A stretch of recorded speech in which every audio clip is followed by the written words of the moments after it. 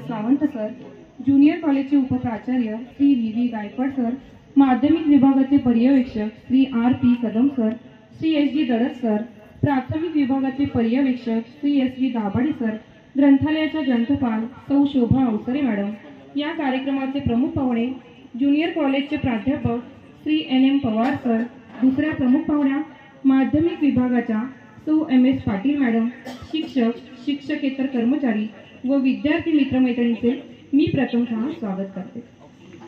विद्यार्थी मित्रांनो, कालच्या दिवसाचे विशेष महत्त्व म्हणजे श्रावणातील पहिला सण नागपंचमी, क्रांती दिन व ग्रंथालयाचे जनक श्री रंगनाथन यांचा जन्मदिन म्हणजेच ग्रंथदिन असा त्रिवेणी संगम आज आहे। मुंबईत भरलेल्या अधिवेशनात महात्मा गांधींनी केलेली छोडो भारतची गर्जना आणि दिलेला करेंगे या मरेंगे हा मंत्र 9 ऑगस्ट दिवशी क्रांतीची ज्योत जणू पेटली। देशभरात ब्रिटिश सत्तेला हाकलवून लावण्यासाठी आंदोलनांना सुरुवात झाली। स्वातंत्र्य लढ्याची मशाल पेटवत देशातून इंग्रजी राजवटीला नेस्तनाबूत करण्याची हाक देणाऱ्या तमाम क्रांतीवीरांना अभिवादन करण्याचा हा दिवस। भारतभूमी स्वातंत्र्य करण्याचे डॉक्टर एस आर रंगनाथन यांची जयंती 9 ऑगस्ट रोजी साजरी केली जाते। रंगनाथन यांचा जन्म 9 ऑगस्ट 1892 रोजी सियाली, तमिळनाडू येथे झाला। रंगनाथन हे भारतातील ग्रंथपाल आणि गणित तज्ज्ञ होते। या क्षेत्रातील त्यांच्या मूलभूत विचारसरणीसाठी ते संपूर्ण जगावर प्रसिद्ध आहेत। त्यांचा जन्मदिवस दरवर्षी भारतात राष्ट्रीय ग्रंथपाल दिन म्हणून साजरा केला जातो। आजच्या या कार्यक्रमाचे स्वागत व प्रास्ताविक ज्युनियर कॉलेजचे उपप्राचार्य श्री व्ही व्ही गायकवाड सरांनी करावे अशी सरांना विनंती।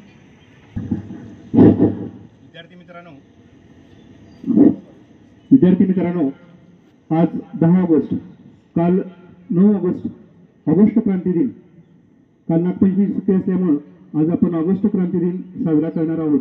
त्याच्याबरोबरच आज मगाशी उल्लेख केल्या पद्धतीनं राष्ट्रीय ग्रंथपाल दिन एक आहे। तंबाखू विरोधी, अंमली पदार्थ विरोधी मोहीम यांची प्रतिज्ञा आज आपण घेणार आहोत। 9 ऑगस्ट 1942 हा दिवस भारतीय इतिहासामध्ये एक सुवर्ण अक्षराने लिहिण्यासारखा दिवस आहे। याच दिवशी स्वतंत्र भारताचे स्वप्न साकार करणारी एक कलाटणी या ठिकाणी मिळाली आणि इथून पुढे खऱ्या अर्थानं इंग्रजांच्या जुलमी राजवटीला हाकलून लावण्यासाठी देशामध्ये जागृती निर्माण झाली। त्या दिवसाचं प्रतीक म्हणून आपण या ठिकाणी हा ऑगस्ट क्रांती दिन साजरा करतो।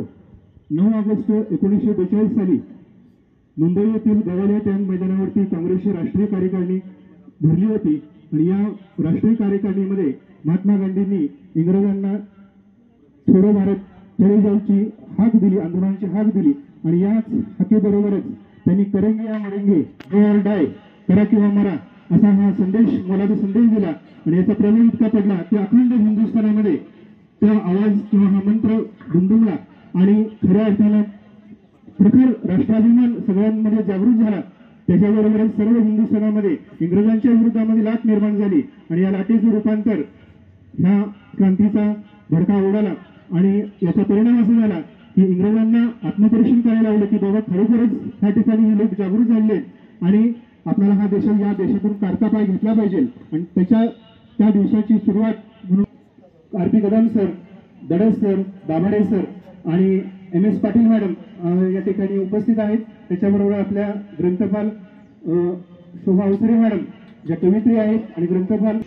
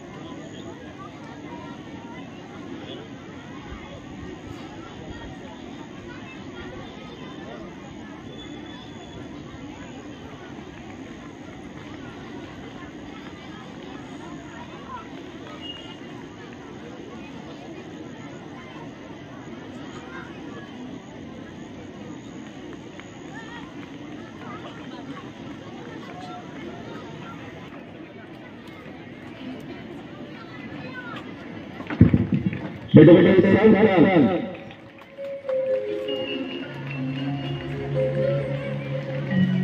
प्रमुख पाहुण्या श्री MS पाटील मॅडम यांचा सत्कार पर्यवेक्षक श्री SV धाबड सर यांनी करावा अशी मी त्यांना विनंती करते.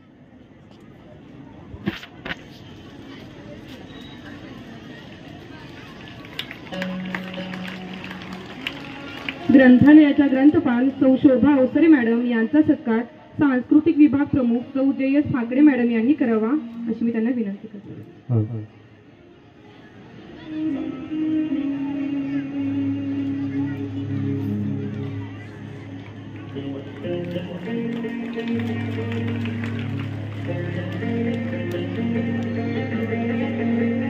मान्यवरांनी स्थानापन्न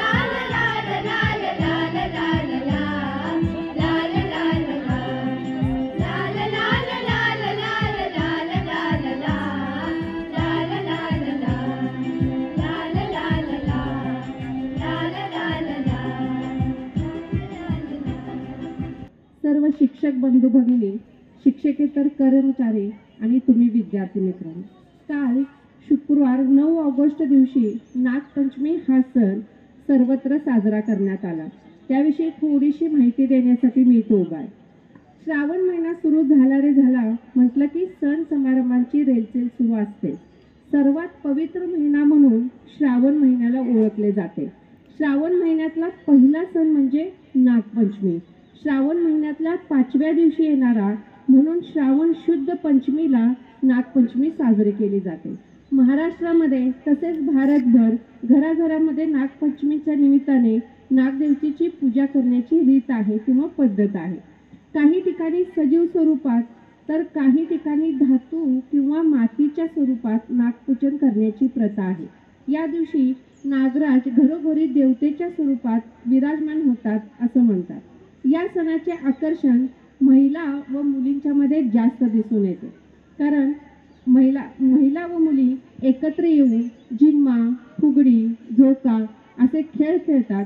त्याचबरोबर नागपंचमीविषयी जी पारंपरिक गीतं आहेत किंवा गाणी आहेत त्या पण त्या म्हणतात आणि ह्या खेळाचा मनसोक्त आनंद घेतात. नागपंचमी दिवशी लाकडी पाटावर अथवा भिंतीवर नागाचे चित्र काढून मातीचा नाग आणून त्याची पूजा केली जाते. नागदेवतेला असं म्हटलं जातं की कच्चे दूध, लाह्या यांचा नैवेद्य दाखवतात. दुर्वा, दही, गंध, अक्षदा, फुले अर्पण करून त्यांची पूजा करतात.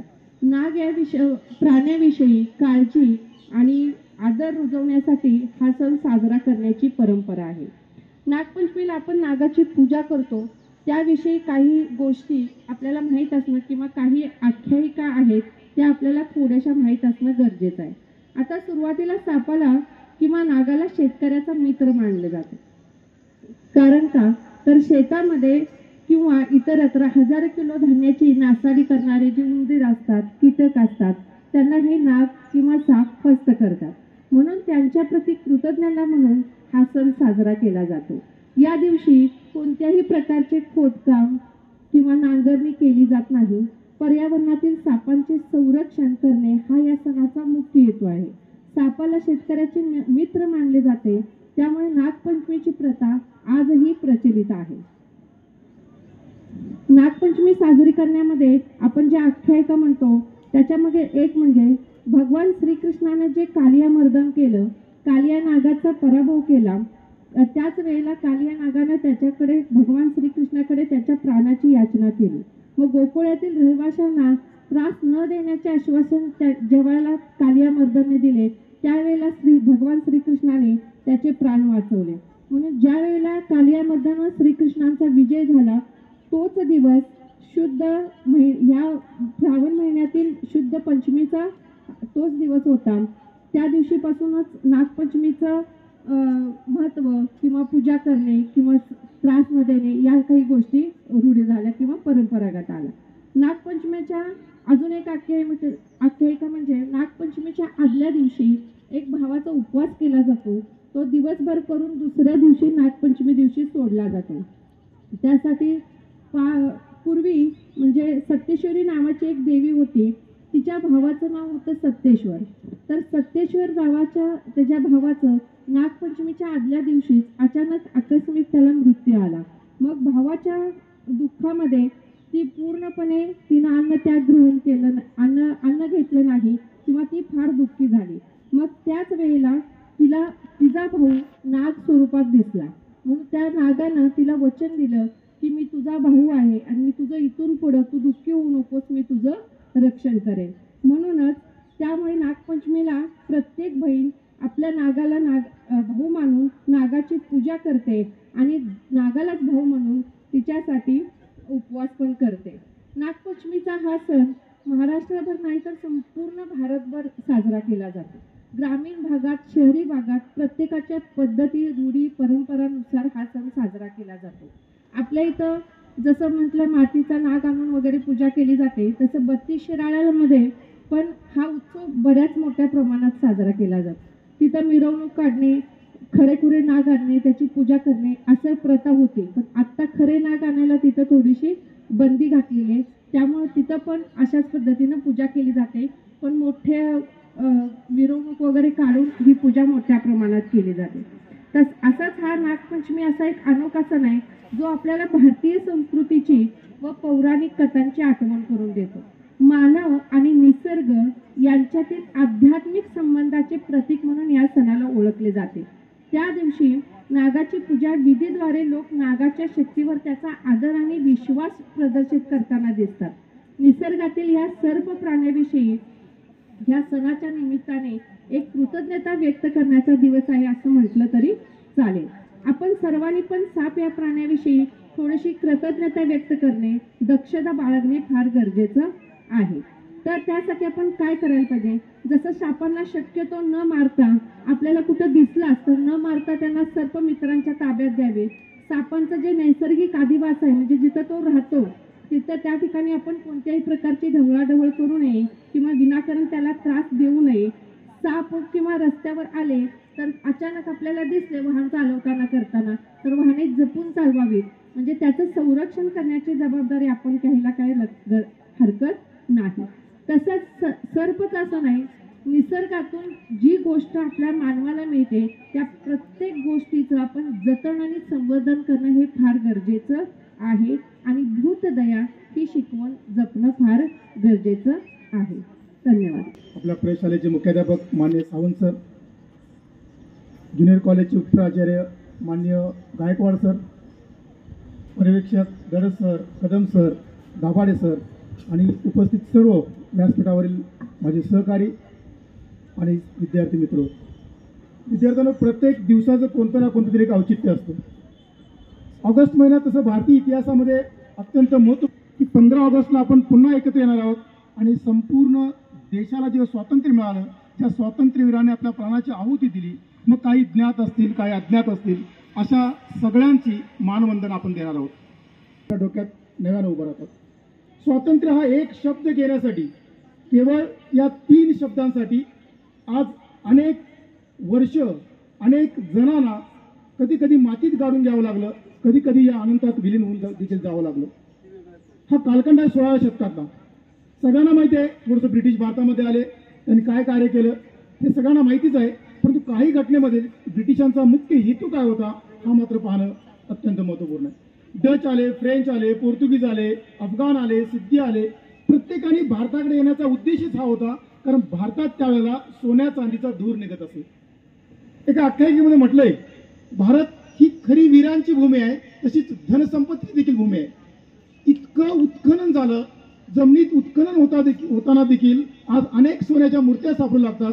कदाचित ही भूमीच सोन्याची आहे असा अंदाज अनेक पाश्चिमात्य देशांचा होता. ब्रिटिश भारतामध्ये आले, येताना हातामध्ये तराजू घेऊन आले. तराजू व्यापार करता करता त्यांना समजलं की भारतातील राजकीय सत्ता अस्थिर आहे. प्लासी आणि बक्सर लढाईमध्ये त्यांनी स्वतःचा हळूच थोडासा पाया घालायला सुरुवात केला. बघता बघता त्यांना असंही वाटलं की जर आपण इथे अनेक वर्ष राहिलो तर खऱ्या अर्थाने या भारताची लयलूट करू शकेल. असं म्हणता म्हणता त्यांनी हळूहळू 1818 पर्यंत भारतातील संपूर्ण सत्ता बाजूला काढून ब्रिटिश अंमल सुरू केला.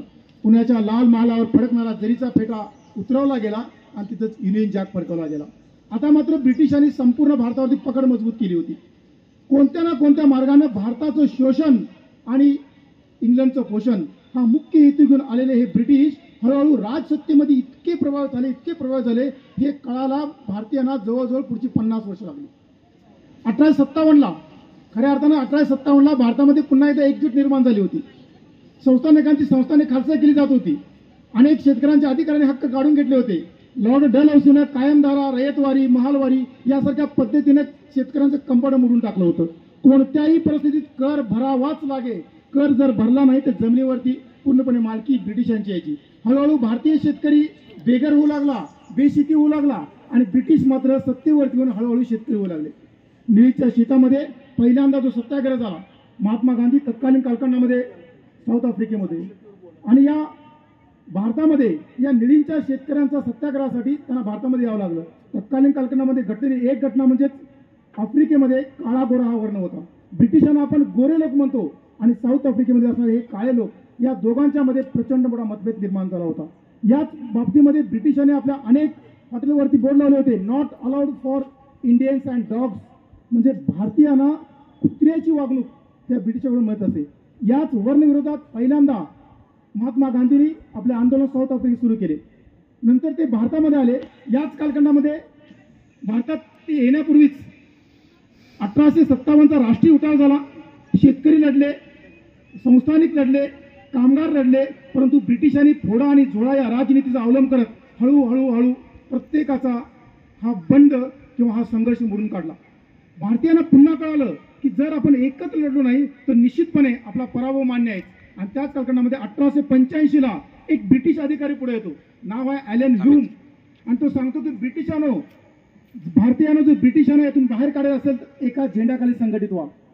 पहिल्यांदा भारतीयांना वाटलं की कदाचित ॲलन ह्यूमचा हेतू प्रभावी असावा, कारण ब्रिटिशांचे असं म्हणणं होतं एक मवाळ गट निर्माण करणे आणि या मवाळ गटाच्या माध्यमातून आयुष्यभर जोपर्यंत भारत देश आहे तोपर्यंत या भारत देशावरती आपलं राज्य प्रस्थापित करता येतं का, यासाठी त्यांना एक मवाळांचा गट तयार होता. आणि त्यांनी 1885 साली गोखले कॉलेजमध्ये पहिल्यांदा एक संघटन स्थापन झालं. आणि मित्रांनो, तेच संघटन आहे राष्ट्रीय काँग्रेस. भारताला स्वातंत्र्य मिळवून देण्याच्या उद्देशानं स्थापन केलेली पहिली संघटना म्हणजे राष्ट्रीय काँग्रेस. या राष्ट्रीय काँग्रेसमध्ये उमेशचंद्र बॅनर्जी हे पहिल्यांदा या राष्ट्रीय काँग्रेसचे अध्यक्ष बनले. जवळजवळ 72 पेक्षा अधिक सदस्य त्यामध्ये सहभागी होते. 1885 ते 1905 पर्यंत यात कोणतीही फूट नव्हती. प्रामाणिकपणे ब्रिटिशांना अर्ज करणे, विनंत्या करणे, सत्याग्रह करणे, अशा समाजमान्य मार्गाने, लोकशाही मार्गाने आपल्याला स्वातंत्र्य मिळेल अशी भारतीयांचं म्हणणं होतं. परंतु 1905ला यामध्ये एक नवीन हिरा निर्माण झाला, तो म्हणजे लोकमान्य टिळक. त्यांनी विचार केला, अर्ज विनंत्याने ब्रिटिश सरकार खाली झुकणार नाही आहे, निगरगट्ट सरकारला जशास तसे उत्तर द्यावं लागेल, म्हणून त्यांनी एक बाजूला काढला गट, आणि त्या गटाचं नाव आहे जहाल क्रांतिकारक.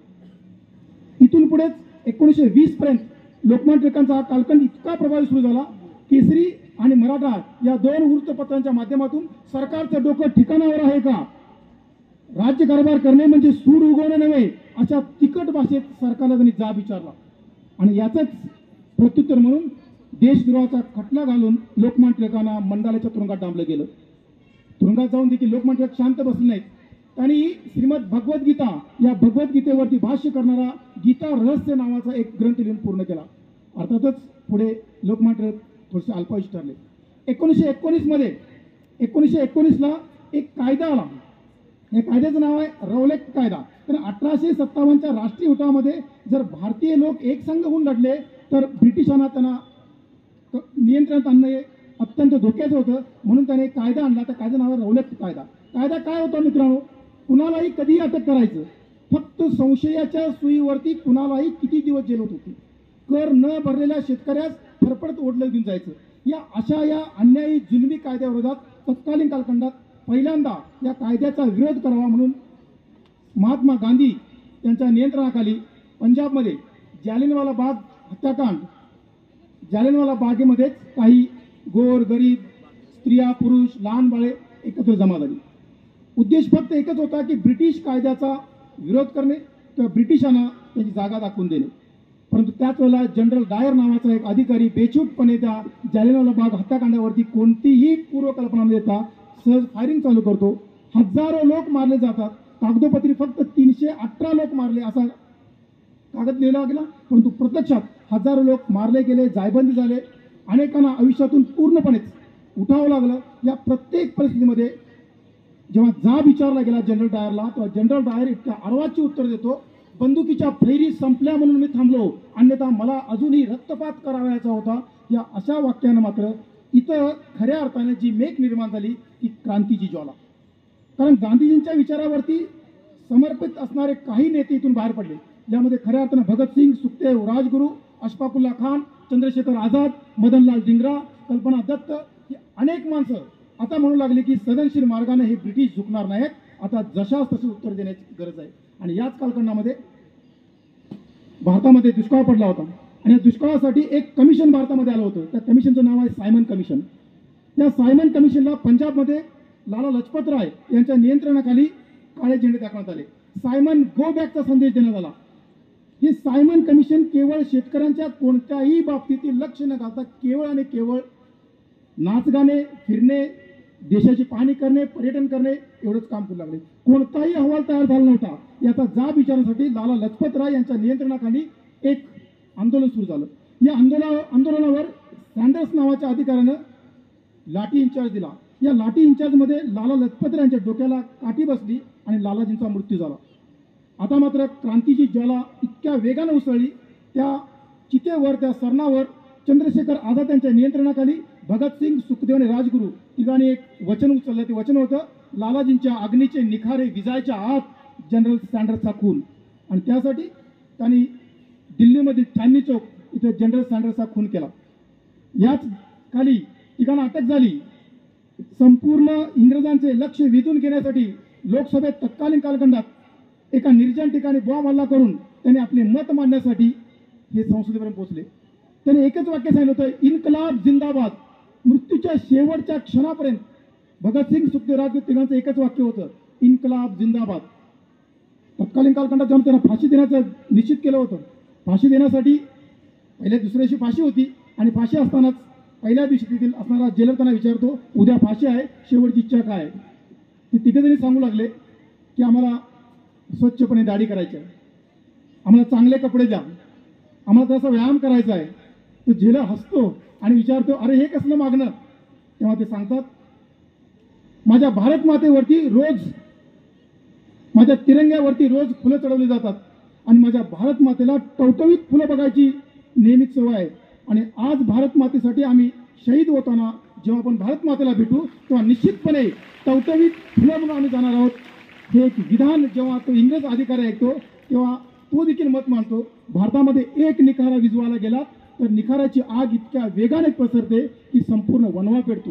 खऱ्या अर्थानं ब्रिटिशांच्या या राजवटीला इथेच धक्का बसला होता. भगतसिंग, सुखदेव, राजगुरूंची फाशी झाली. काही गद्दार लोकांच्यामुळे चंद्रशेखर आझाद देखील पकडले गेले. काकोरी कटामध्ये अशफाकुल्ला खान हे देखील पकडले गेले, मारले गेले. परंतु यातून क्रांतीची संघर्ष संपले नाही. असं होत असतानाच एक दिवस उजाडला, तो म्हणजेच 1942.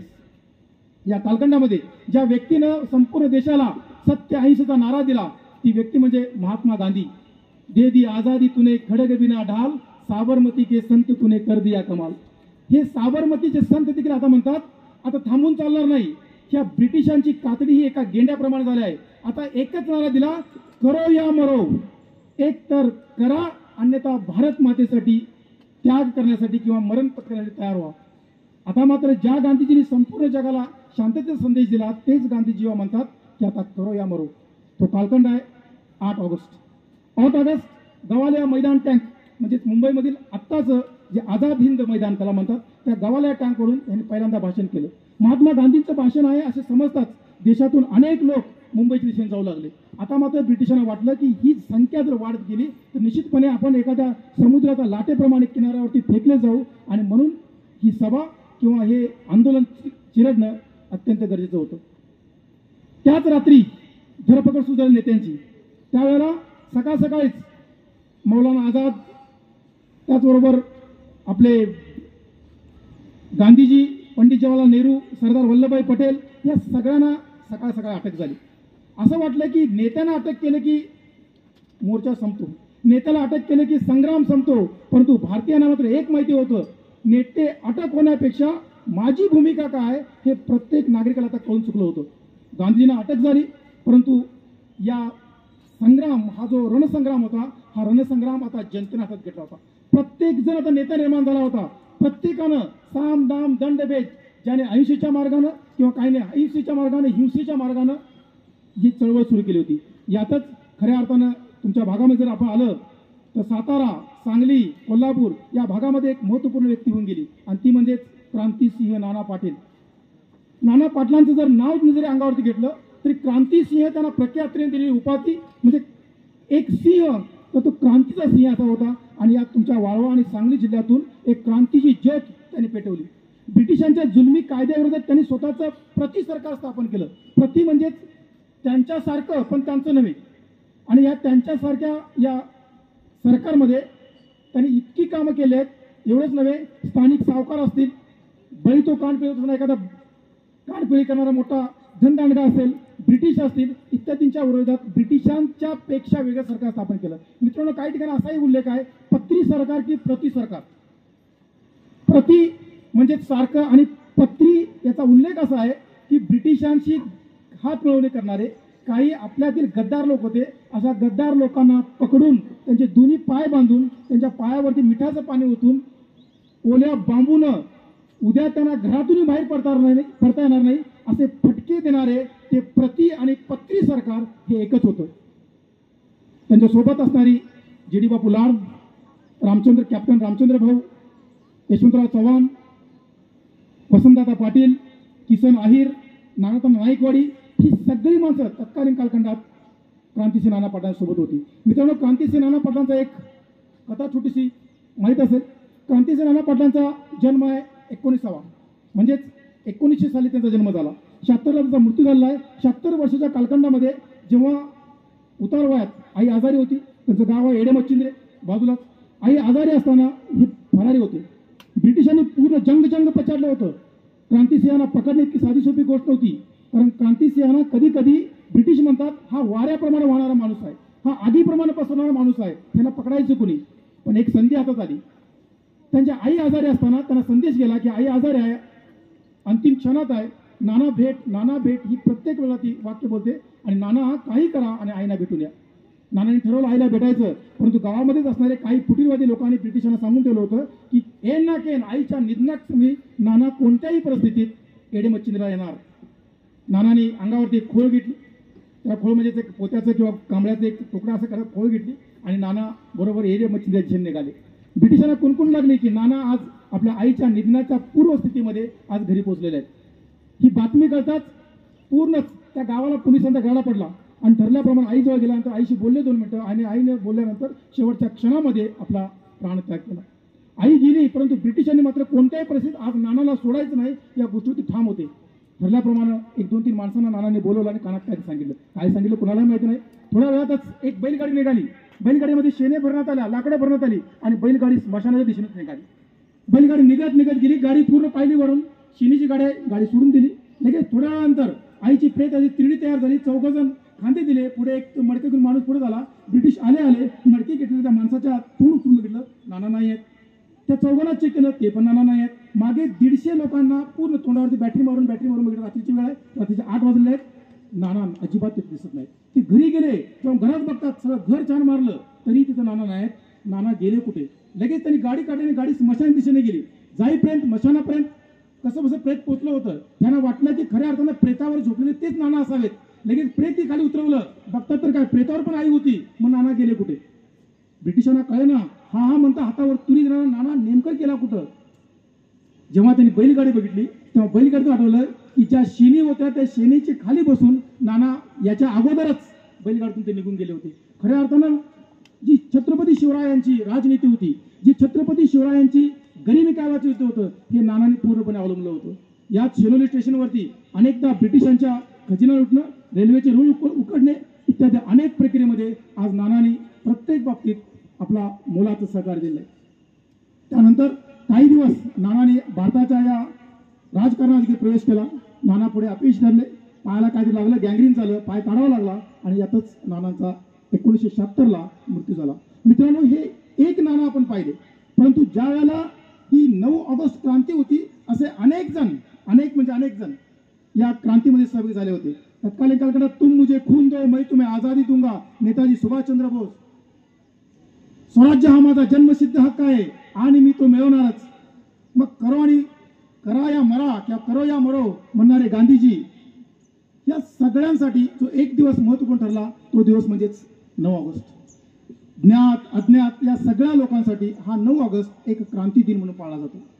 या क्रांती दिनाच्या निमित्तानं तत्कालीन कालखंडामध्ये आज भूतपूर्व प्रधानमंत्री, भूतपूर्व पंतप्रधान अटल बिहारी वाजपेयी यांनी एक वाक्य बोललं होतं.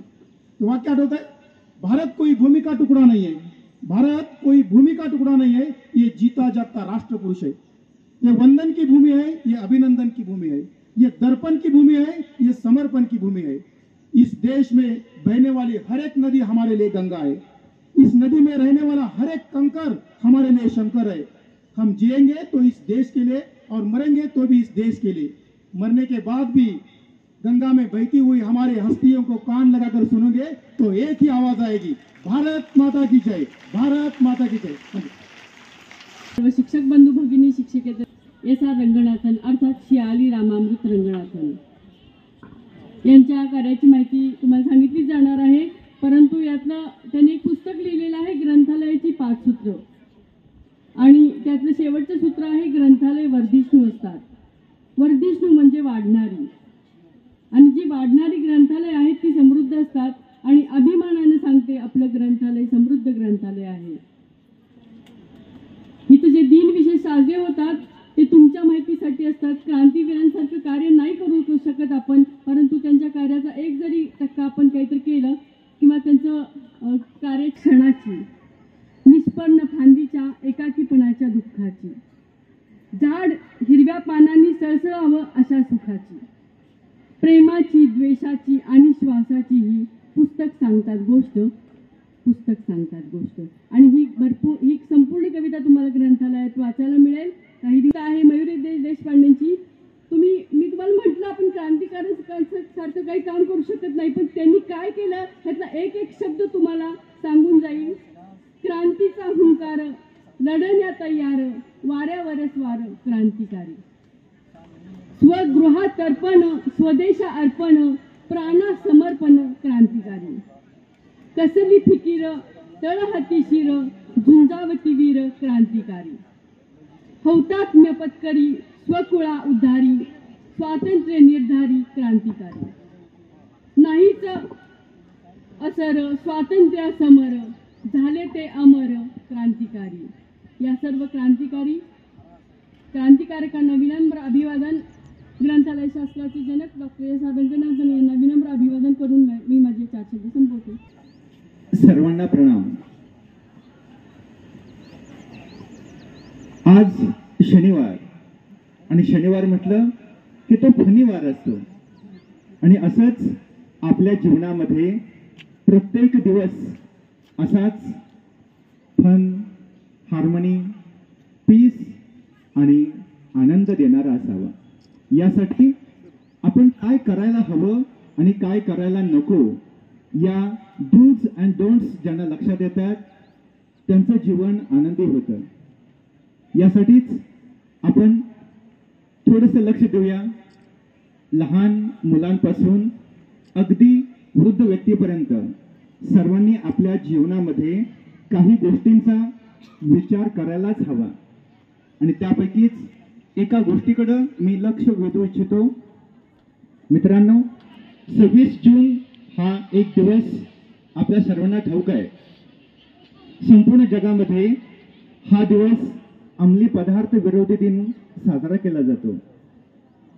कारण ज्या पदार्थांपासून आपल्या जीवनावर विपरीत परिणाम होतो असे अनेक प्रकारचे ड्रग्ज, ज्यामध्ये गांजा, चरस, कोकेन, मोरोआना अशा अनेक प्रकारचे पदार्थ आहेत की ज्यांचा आपल्या आयुष्यावरती विपरीत परिणाम होतो, आयुष्य उद्ध्वस्त होतं. असे पदार्थ जवळ बाळगणं, त्या पदार्थांचं सेवन करणं आणि अशा लोकांच्या सानिध्यात राहणं हा खूप मोठा गंभीर गुन्हा आहे. आणि अशा गुन्ह्याला माफी बिलकुल नाही. काही गुन्ह्यांमध्ये हजारो रुपये, लाखो रुपये दंड होतो आणि कारावास देखील होतो. काही प्रसंगी जन्मठेप देखील होते. म्हणून असे पदार्थ कोणते, कसे हे आपल्याला माहिती असणं आवश्यक आहे. आणि अशा पदार्थांपासून आयुष्यभर आपण अलिप्त राहणं गरजेचं आहे. यासाठीच हा एक जनजागृतीसाठी दिवस साजरा केला जातो. म्हणून या निमित्त आणि या प्रकारचे जे तत्सम पदार्थ आहेत, तंबाखूजन्य पदार्थ, या सर्वांपासून आपण अलिप्त राहायचं आहे. मित्रहो, याच गोष्टीसाठी, याच जागृतीसाठी अनेक उपक्रम आपण वर्षभर राबवणार आहोत. आणि त्यापैकीच हा एक अवेअरनेस म्हणून आपल्या सर्वांसाठी ही माहिती सांगितलेली आहे. वरचेवर जे विविध उपक्रम आपण घेणार आहोत त्या उपक्रमांमधून आपण जाणून घेणार आहोत आणि आपल्या आचरणामध्ये त्याचा अवलंब करायचा आहे. हेच मी या ठिकाणी सांगू इच्छितो. आणि आपण सर्वांनी त्याचा विचार करूया आणि अशा पदार्थांपासून आपण नेहमीच अलिप्त राहूया. आपलं घर, कुटुंब, शाळा, समाज आणि आपला देश या सर्वांमध्ये ही आपण जागृती ठेवूया. आपली जागृती देशाची जागृती, यासाठी आपण सतत प्रयत्नशील राहूया. धन्यवाद. क्रांतीवीरांना कोरव्या शतशत प्रणाम. क्रांतीवीरांना कोरव्या शतशत प्रणाम. त्यांच्या निस्वार्थ त्यागाने भारत बनला महान. त्यांच्या निस्वार्थ त्यागाने भारत बनला महान. सन्माननीय व्यासपीठावर उपस्थित माझ्या मित्रमैत्रिणींनो, तुम्हा सर्वांना माझा नमस्कार. इंग्रजांच्या गुलामगिरीतून देशाला मुक्त करण्यासाठी ज्यांनी ज्यांनी आपल्या प्राणाचे बलिदान दिले त्या सर्वांना आठवण्याचा व अभिवादन करण्याचा दिवस म्हणजे 9 ऑगस्ट अर्थात क्रांती दिन. सन 1942 रोजी अखेरचा लढा देण्याचे महात्मा गांधींनी ठरवले. 8 ऑगस्ट 1942 रोजी मुंबईमधील गवालियन टँक मैदानावर झालेल्या काँग्रेसच्या ऐतिहासिक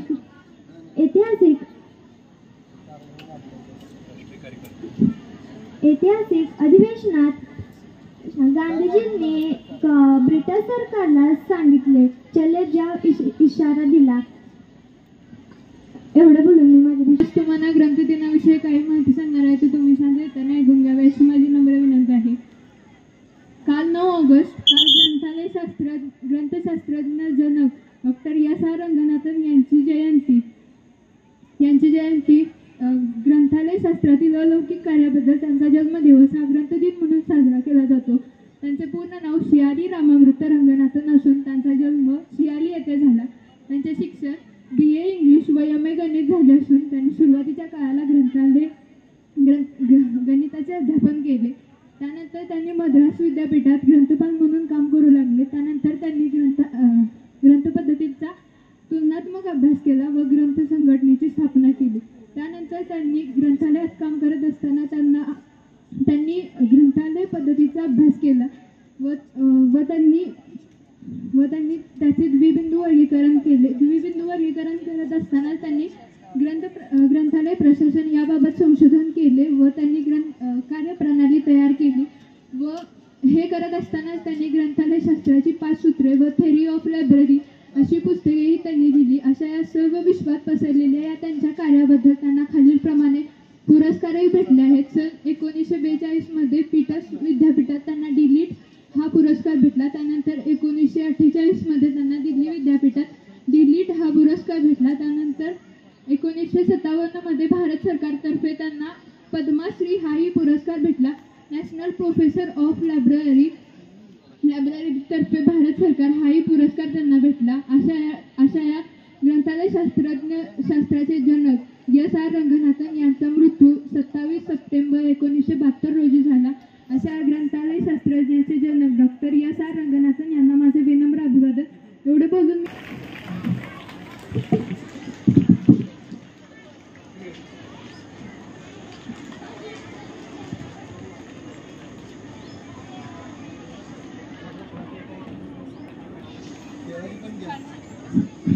बेटे धन्यवाद.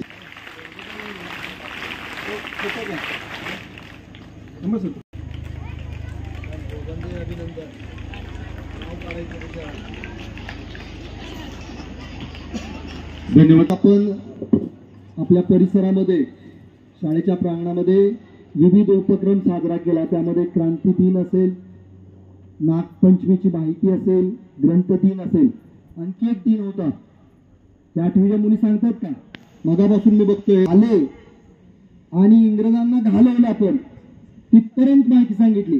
आणि हे सगळं तुम्हाला ज्या ज्या ठिकाणी तुम्ही जाणार आहात, ज्या ज्या स्पर्धा परीक्षा तुम्ही देणार आहात त्या ठिकाणी विचारले जाणारे प्रश्न होते.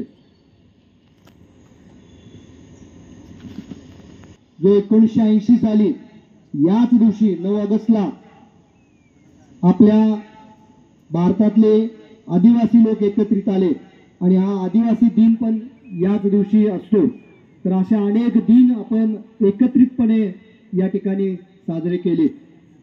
त्यासाठी वेगवेगळ्या आपल्याच प्रशालेतल्या अध्यापकांनी तुम्हाला मार्गदर्शन केलं, तुम्हाला माहिती सांगितली. अतिशय सुंदर नेटका कार्यक्रम आता या ठिकाणी पार पडला. यानंतर सुद्धा आपण या ठिकाणी अंमली पदार्थ विरोधी दिन, त्याचबरोबर साक्षरता ही गरज आहे, त्याचबरोबर तंबाखू मुक्ती दिन, या विविध उपक्रम आपण साजरे करणार आहोत. या कार्यक्रमानंतर काही विभाग त्यांच्या वर्गामध्ये जातील. काल 9 ऑगस्ट क्रांती दिन या निमित्त आपल्या प्रशालेमध्ये विविध कार्यक्रम मोठ्या उत्साहात आपण साजरे केले. यासाठी प्रमुख वक्ते म्हणून आपले सहकारी श्रीयुत NM Pawar sir, MS Patil madam, अवसरे मॅडम आणि चव्हाण मॅडम यांनी चव्हाण सर यांचे प्रशालेच्या वतीने हार्दिक आभार। तसेच प्रशालेचे मुख्याध्यापक श्रीयुत सावंत सर, पर्यवेक्षक श्रीयुत गडस सर, दाभाडे सर, उपप्राचार्य गायकवाड सर यांचेही हार्दिक आभार। सांस्कृतिक विभागाचे सर्व विभागाचे सांस्कृतिक विभाग प्रमुख निवेदक सौ पाटील मॅडम यांचे हार्दिक आभार। तसेच ज्या विद्यार्थ्यांनी आपली मनोगत व्यक्त केली त्यांचे आभार। सर्व शिक्षक, शिक्षकेतर कर्मचारी तसेच आपण विद्यार्थी जवळजवळ 1.5 तास या ठिकाणी शांतपणे बसून सहकार्य केले याबद्दल आपले आभार, धन्यवाद।